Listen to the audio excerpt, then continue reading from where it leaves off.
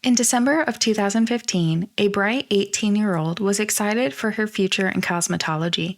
She just needed one more thing to make her dream come true, her high school diploma, which was back at her mom's house. She planned a quick trip to spend time with loved ones and obtain this diploma. Everything seemed normal until it came time for her to fly back home. She missed her flight and hasn't been seen or heard from since. The last person to see her alive is believed to hold the answers, but he refuses to cooperate with police.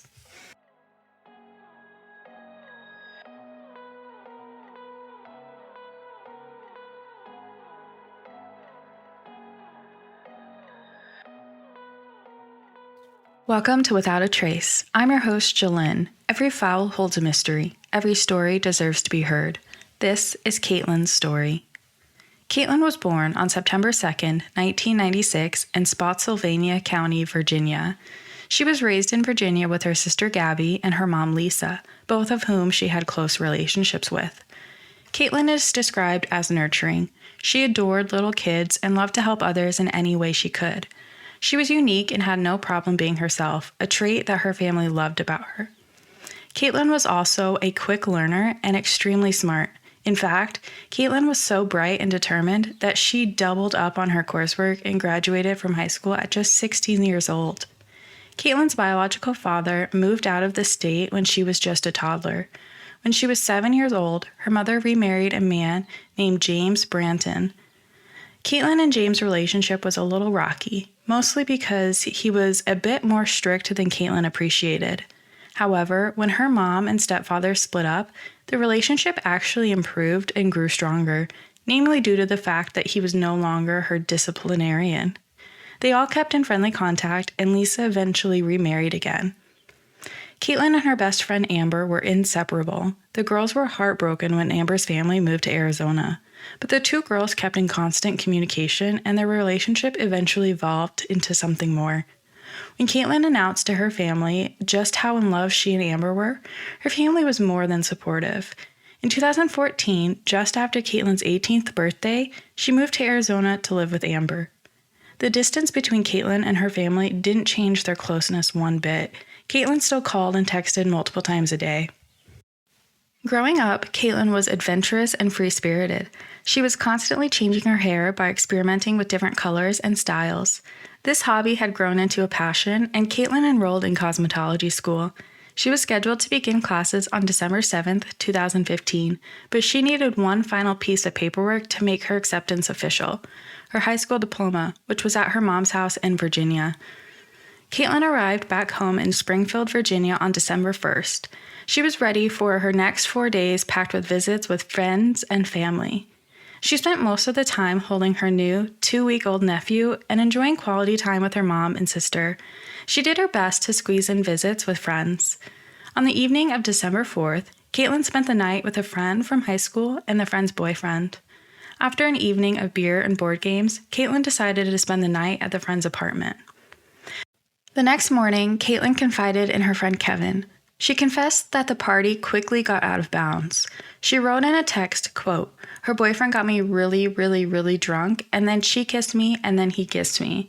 They did everything to me and each other." Kevin explained the friends forced themselves onto Katelin, but Katelin was riddled with guilt. Some of Katelin's final messages said, quote, "I don't know how to feel or anything. I've been depressed and crying all day." Katelin's family, unaware of her previous evening, planned Katelin's last day in Virginia. Her flight was scheduled to fly out of the Reagan National Airport in Arlington on December 5th at 5:40 p.m. Lisa had to work that day, so she arranged with Katelin's former stepfather, James, to take her to the airport. James was happy to help, but he had to work in Fredericksburg at 3 p.m., so Lisa and James agreed that Katelin would arrive at the airport a little early. Lisa dropped Katelin off with James at 9:20 that morning before work, giving James and Katelin a few hours to catch up before they made the drive 60 miles out to the airport. James seemed happy to see them both, and Katelin began excitedly telling him about her cosmetology school. Later that day, at 1:52 p.m., James texted Lisa to let her know that he dropped Katelin off. As Lisa continued to chat with James, things became confusing. She asked how the traffic was, and that's when James told her something surprising. He explained that he dropped Katelin off at the mall as she wanted to kill some time before going to the airport. From there, Katelin planned to take the Springfield Metro to the airport. This alarmed Lisa as it was out of character for Katelin to do something like this. She was not familiar with the mall nor the Metro. Just a few minutes later, at 2 p.m., Lisa received a text from Katelin's phone, which read, "I'm at the airport, battery dying so I won't be able to text for a bit." Lisa responded, "Okay, let me know when you get on the plane." Little did Lisa know, Amber had gotten a very concerning text from Katelin earlier that day. At 11:56 a.m., Katelin texted her fiancé, quote, "Something came up. I'm not coming back today. I'll let you know when I get a new flight. I won't be able to text for a bit." After Amber's calls and texts to Katelin went unanswered, she reached out to Lisa. Lisa immediately knew something was very wrong. She began calling every contact she could think of. She confirmed with the airport that Katelin never made it on the plane. From there, she attempted to report Katelin as a missing person, but the police told her it was too soon, and if Katelin wanted to be missing, she could. At 7:15 p.m., Lisa received her final text from Katelin, "I'm staying with a friend. I need some alone time." Lisa responded immediately, asking Katelin to call her as she was very worried. Amber's final text from Katelin read, "I can't come back. I cheated on you." Lisa spent the weekend searching for her daughter on her own. On December 7th, first thing that Monday morning, she returned to the police station. As she was filling out the police report, Lisa got the sense that her daughter was being considered a runaway. However, that quickly changed after a phone call came in about a mysterious find. A road crew worker had found Katelin's suitcase in a drainage ditch near River Road in Fredericksburg, Virginia. Katelin's suitcase appeared to have been thrown from a moving vehicle. It was scratched and missing a wheel. Inside the suitcase was Katelin's wallet with her cash, debit cards, and plane ticket. What her suitcase didn't contain were her clothes, phone, and high school diploma. Adding to the mystery was the location of the suitcase. It was found more than 50 miles away from the Springfield Mall and in the opposite direction of the airport, but within a few miles of her hometown. The discovery of the suitcase quickly took this case from a possible runaway to an endangered missing person. Detective Rob Marshall was assigned to lead the investigation. Authorities interviewed the friends Katelin stayed with the night before, and they confessed that the night had gotten carried away, leading to the group having a threesome. However, Kevin came forward with the truth and informed authorities that the pair had pressured Katelin to join the couple. Her family did not think that this had anything to do with her disappearance, as Katelin would not hide from them just to avoid a breakup with Amber. The police then arranged an intense stakeout just to be sure Katelin wasn't hiding with any of her friends, but there was no sign of Katelin. Authorities were able to determine that on December 5th, her cell phone pinged continuously off cell phone towers just less than 5 miles away from her suitcase, meaning that her phone had never left the Fredericksburg area. Her phone had never been to the mall, to the Metro, or to the airport. Given that James was the last person to see Katelin alive, he became the investigators' next stop. According to James, he dropped Katelin off at the Springfield Mall, where she intended to take the Metro to the airport.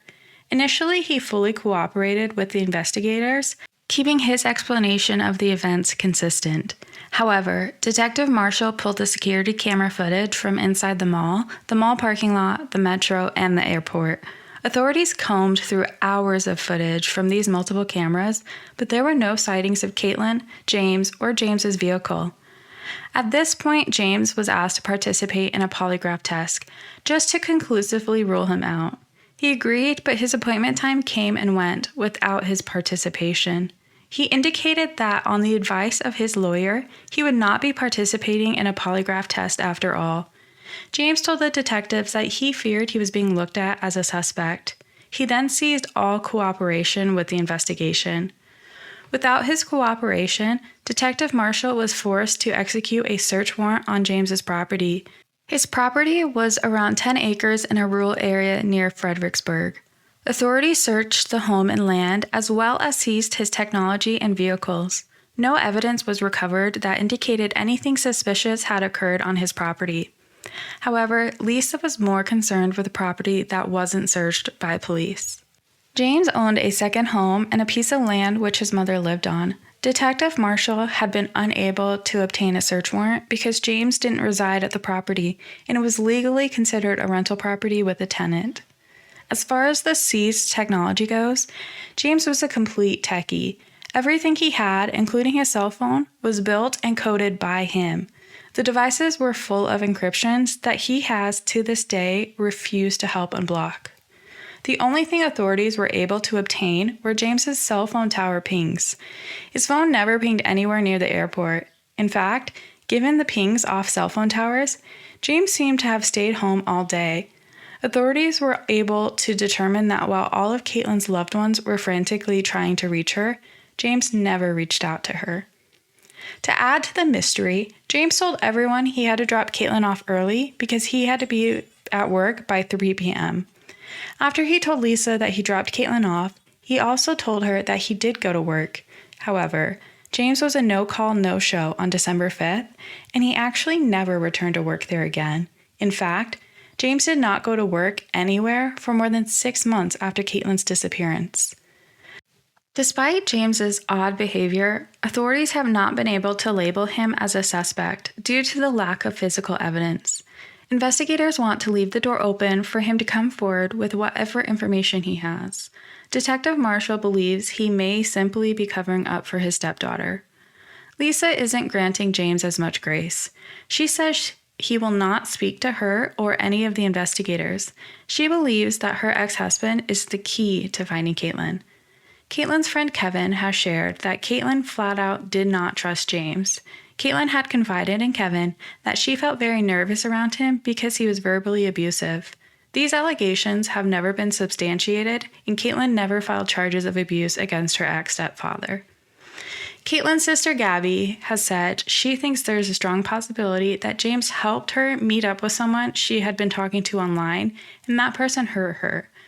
Katelin's phone records do not corroborate this theory, but there is an encrypted messaging app on her phone that police have been unable to access.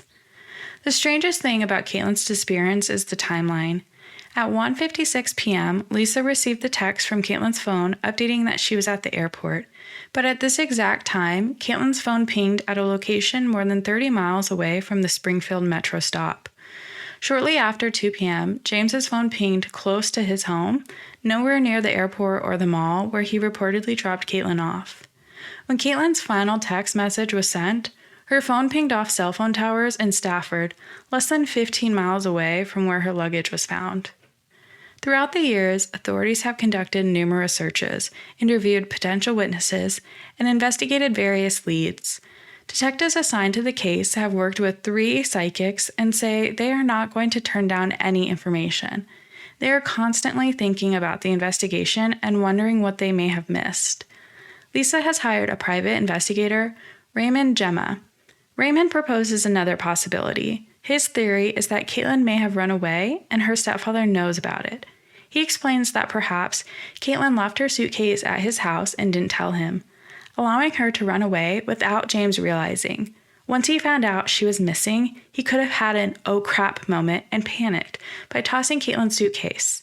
Raymond has explained he's not sure anyone has determined that Katelin ever got into James's vehicle on December 5th.